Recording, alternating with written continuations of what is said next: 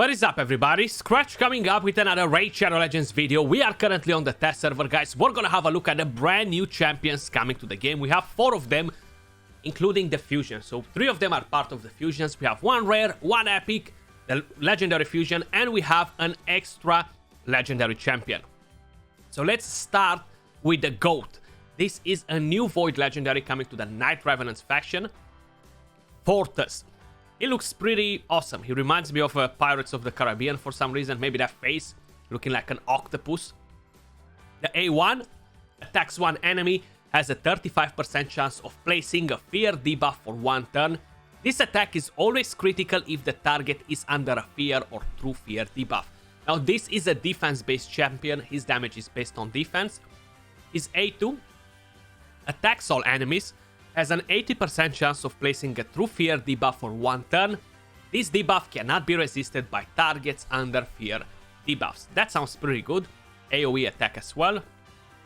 The A3, which is kind of like a secret skill, attacks all enemies, will ignore 30% of each target's defense against targets under fear or true fear debuffs. This attack is always critical against targets under fear or true fear debuffs. That actually sounds pretty interesting.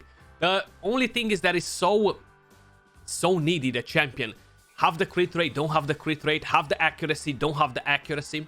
So basically, you still need the accuracy, you still need the crit rate if you want to make the most out of the champion. Then, the damage of this skill increases by 10 every time a fear or true fear debuff is placed on an enemy. This skill has a 40% chance to be unlocked for 1 turn whenever a fear or true fear debuff is placed on an enemy. The passive increases the chance of enemy skills failing by 15% when those enemies under fear or true fear debuffs. Then prevents this champion's death and keeps them alive on 1 HP when hit by a fatal hit, very similar with Elegias. Then removes all buffs and debuffs from this champion.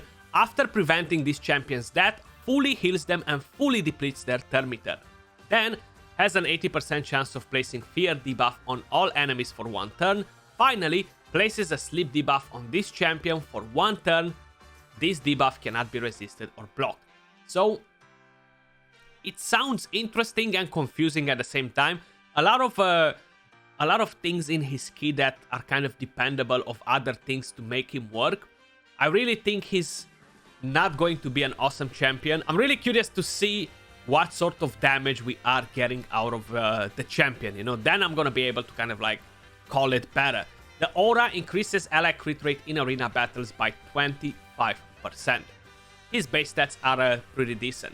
The fusion champion, we already checked this champion before. So Maronex, she's an attack based champion.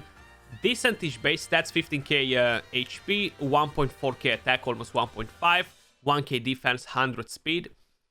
The A1 has a chance to place an extra hit, so it attacks one enemy 2 times. This can go up to 4 times maximum, okay? So you're not gonna be able to get 100 hits out of here. 4 times is maximum.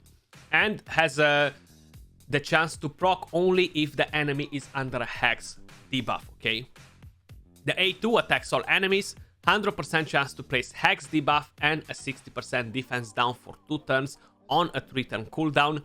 The A4 attacks all enemies, will ignore unkillable buffs and shield buffs if targets are under a hex debuff. So basically, you want to open with the A2, move over to the A3, or have Mitrala coming in and open with the hex, increase attack, and then you can use whatever skill you want on her. This could potentially be a decent counter to Skullcrown, to Leorius, if you have the right setup for her. If you don't have the right setup for her, you're gonna open with the A2. Leorius or Skullcrown are gonna come in and wreck you and send you to sleep. That's kind of like how it's gonna happen, you know? If no, you're gonna have to keep the champion alive, take the 2nd turn and use the A3 to ignore their unkillable.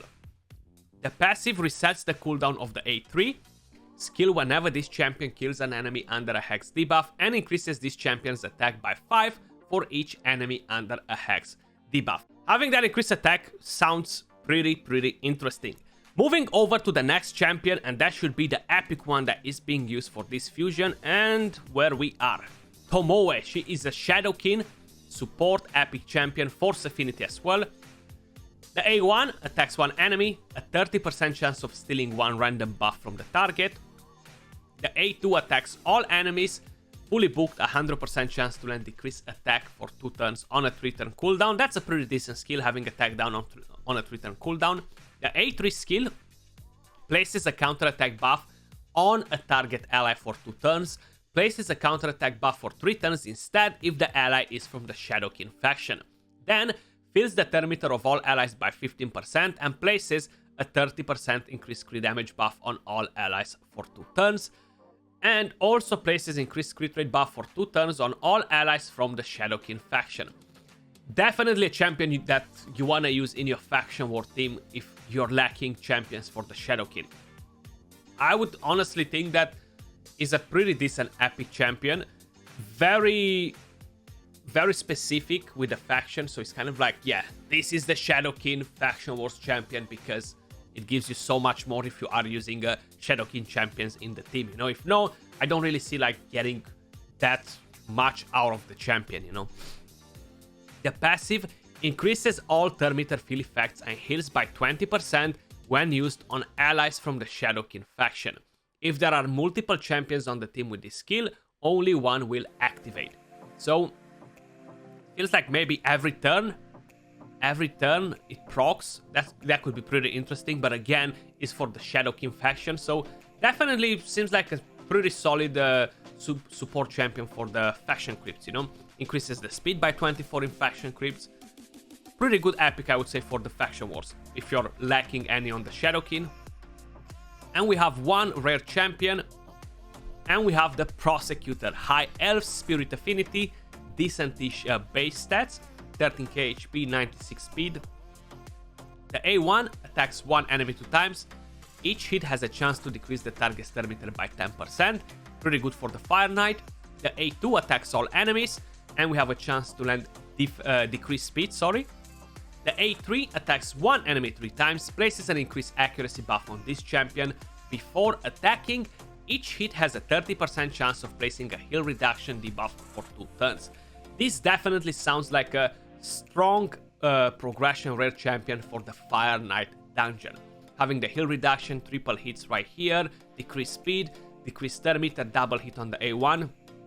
I feel like it could be a decent rare champion for progression in the Fire Knight dungeon. This is pretty much everything in terms of rare champions, guys. Now, once you're gonna see this video live, I'm most probably not gonna be far behind with the Fusion Champion video, so stay tuned for it. We're gonna be live on Twitch TV as well, probably by the time you're gonna see the next video live. We're gonna do Hydra with the new Fusion Champion. Keep an eye on the next video. Appreciate all of you guys watching. Let me know your thoughts in the comments down below. What do you think of these new champions? Any of them interesting for your own account? And appreciate all of you guys watching. Peace.